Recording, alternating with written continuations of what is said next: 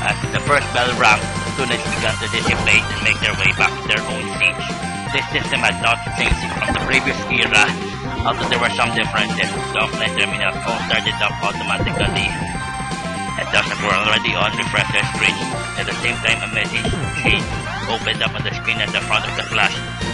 Orientation begins in 5 minutes, so please wait at your desk. Students who have not printed their ID cards, please do so as soon as possible. The message was utterly meaningless for Tatsuya. It was just sundry matters and was registering for classes. It's already selected, along with online guidance and excessive visual effects. Plus, was considering skipping the whole process and going to browse to the school reference room. 2 unexpected things happened. First, accompanied by the class bell, the door to the classroom opened. It was not a lay student. Instead of the uniform, the lady was wearing a suit. As everyone watched, which was an exaggeration, the beautiful and moreover exceptionally charming woman went up to the teacher's desk, set up a large mobile terminal which she had been carrying under her arm, and then looked up around the classroom. It was not just Tatsuya who was surprised, but the whole class was struck with a sense of confusion. Schools that have adopted online courses, there's no teacher who stands in the front of the class. Since classes themselves are conducted through the terminals, there's even less reason to send staff members to classroom simply to convey information. The only time the staff console is used in class is for exceptional circumstances such as the case of the Yuri. However, there was nothing to indicate that this woman was a faculty member. It doesn't seem like anyone is absent. And first of all, congratulations to anyone for entering the school. There were quite a few students who returned the bow. In fact, the guy in the seat front whom Tatsuya just met actually answered, thanks. But Tatsuya simply tilted his head at her strange behavior. First, in order to verify attendance, there was no need to look around with the naked eye. The ID cards in the terminals updated seating status in real time.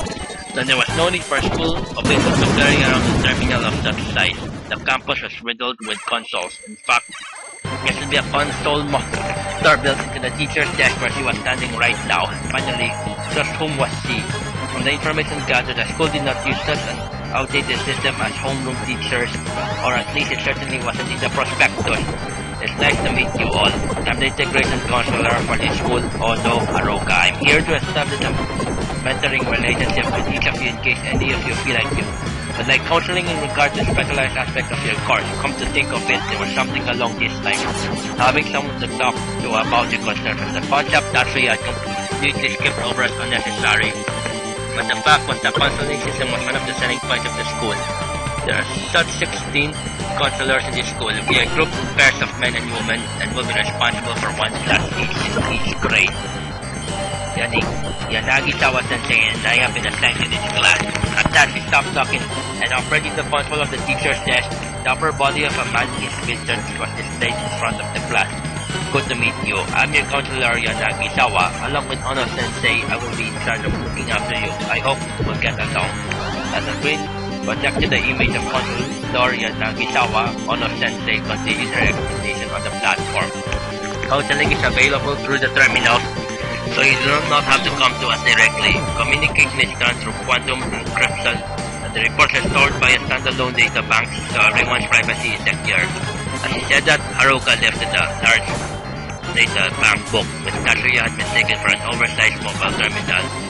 The school will fully support you all so that you can each live a fulfilling life as a student to the fullest. As such, everyone, let's work hard together. She had been speaking in a rather serious voice until now, but she switched her tone and spoke softly. All of the energy seemed to leak out of the room. Both tension and relaxation, even able to calculate her body language, her emotional control was superb. Although outwardly she appeared young enough to be fresh out of university, her experience was palpable. If you spoke to her one-on-one, you could easily end up saying more than you intended. Such a quality is important for a counselor, but it seemed to possess enough to be a female spy. This is such someone to be on guard against, Tatsuya thought. The feeling only intensified as he turned to the screen, the background, bowed to her bemused-looking senior colleague, and cut the connection.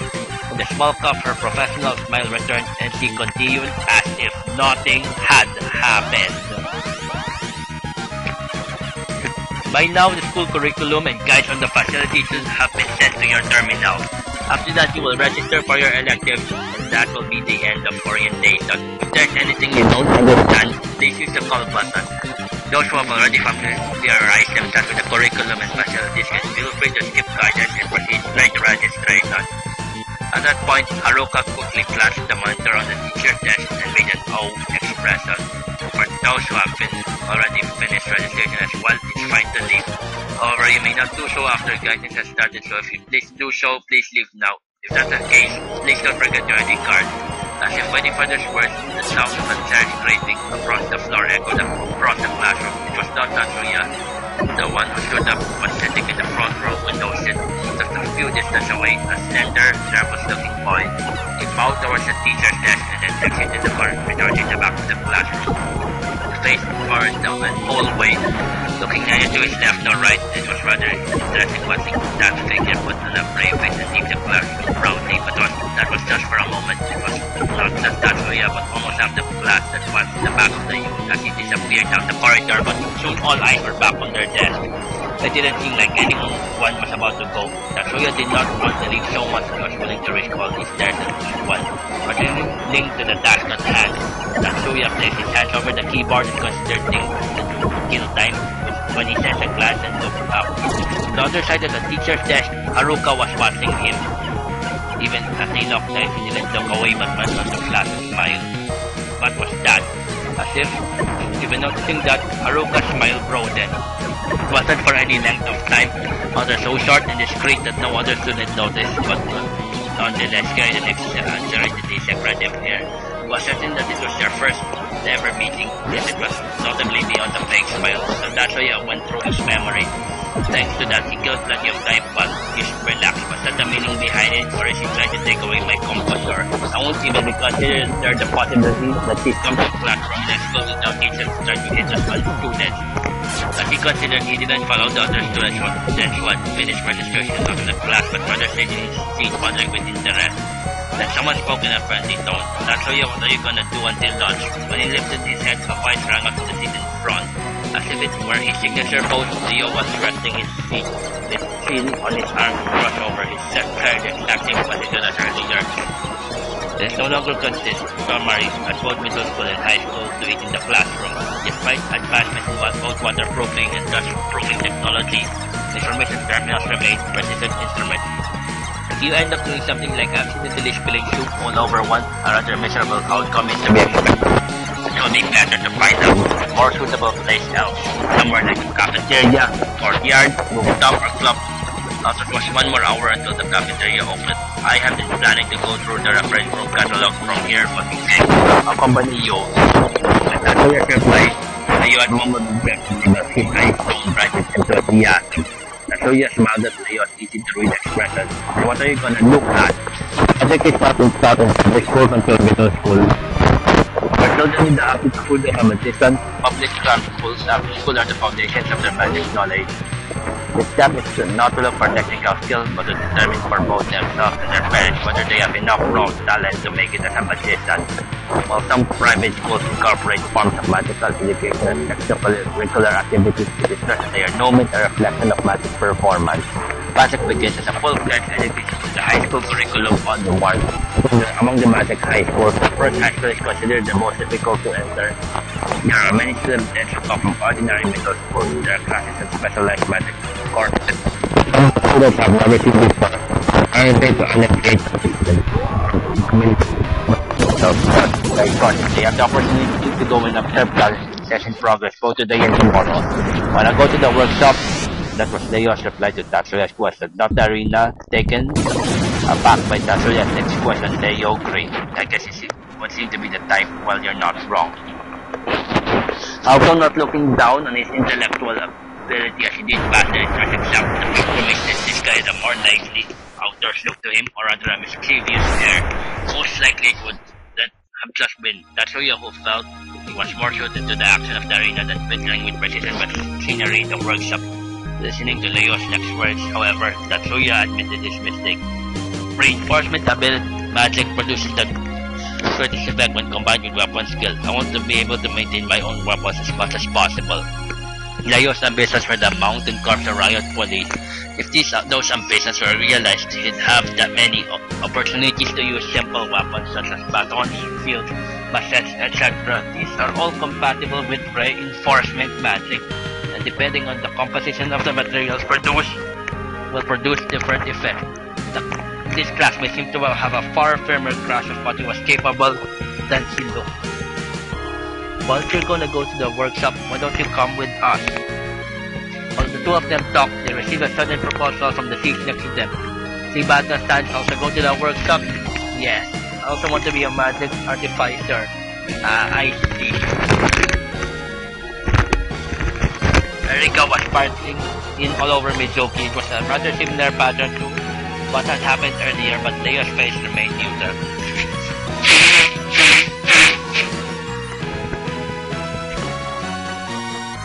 However, if you look at it, you're far more suited for physical courses. Go check out the arena. I don't want to be told that by a wild animal like you. Tit for tat. What was that? You didn't even hesitate in the slightest. The quarrel between them possessed the breakneck quality of a typing keyboard. Stop. It's both of you. You've only met today. Right?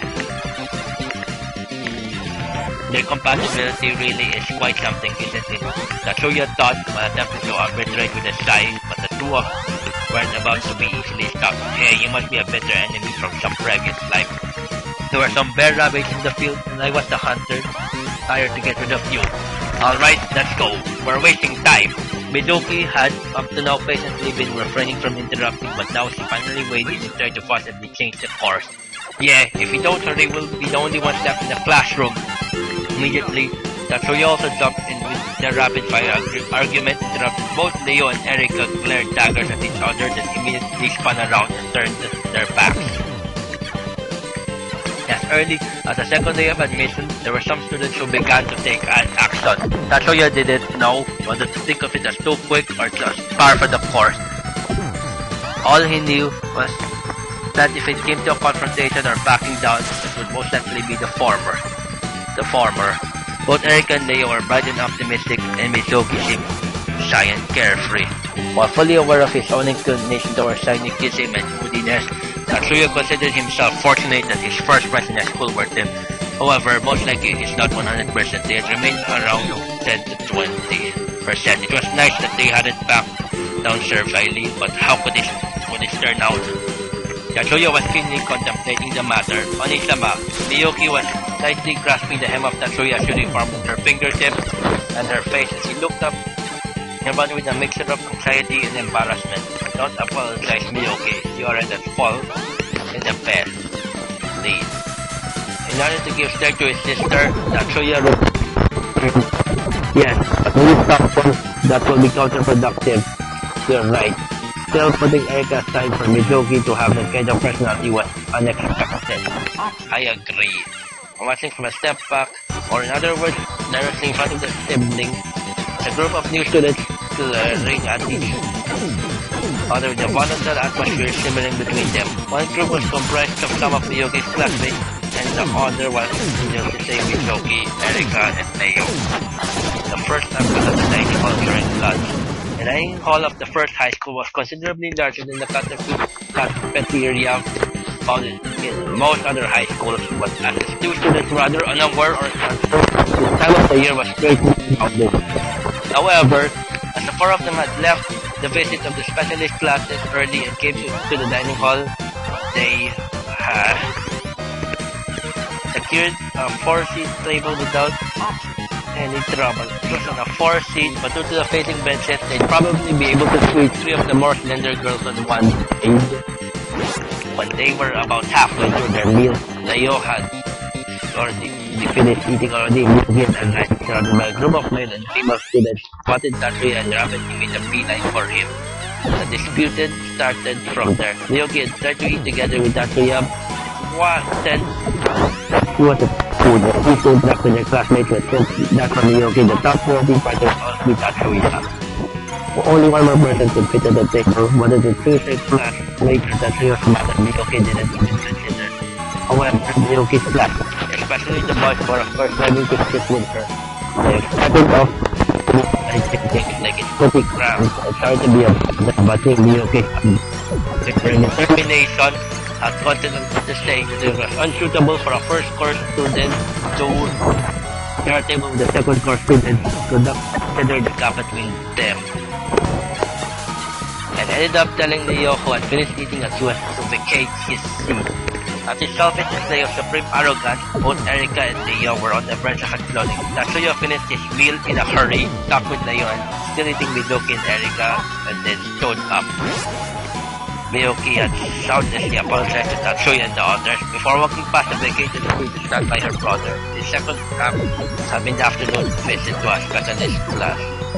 In the remote precision magic laboratory, otherwise known as the shooting range, a practical class was being carried out by third-year class A. It was the class of the student president, Saikusa Mayumi. The student council was not necessarily chosen by grades, but the president this term was once in a decade brought its in remote precision magic. And it brought out the trophies to the school.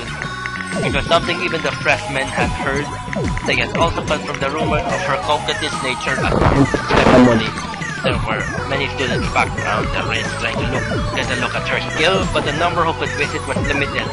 Due to that, among the numerous ostensible reservists for first course and second course students, Tatsuya and Go had graduated at the front row.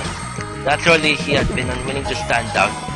Then during the third act progress at this very moment, Midoki physically spat out what he stop being such poor losers. Midoki-san has said she wishes to go with her brother. It's not the place of any one of you to stay underrepresented. Her opponent was stood from class A. It was the guy they had seen in the dining hall during the break. Concerning the circumstances of the school, Tatsuya had been waiting for Miyoki, who accompanying to appear.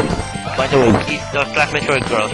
Obviously, there was also a flock of male students in the vicinity of Miyoki who had started silent at first. And was had already been lost, and all these tendency rapidly followed. Hasn't Miyoki treated you guys well enough? If she wanted to go with you, she would have said so. What right do you have? Try and tear those two apart. The one who lashed out at the first of the unreasonable behavior of the first course students was surprisingly Midoki.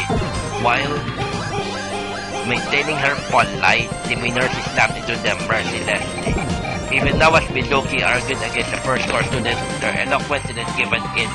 Yes, everything had started out perfectly logically, but I have to admit so. They're trying to tear us apart. Tatsuya muttered under his breath. Distinctly he felt that something was shifting rather decisively. Midoki misunderstanding something. Hearing her brother's murmurs, Miyoki for some reason asked in a hurry. Miyoki,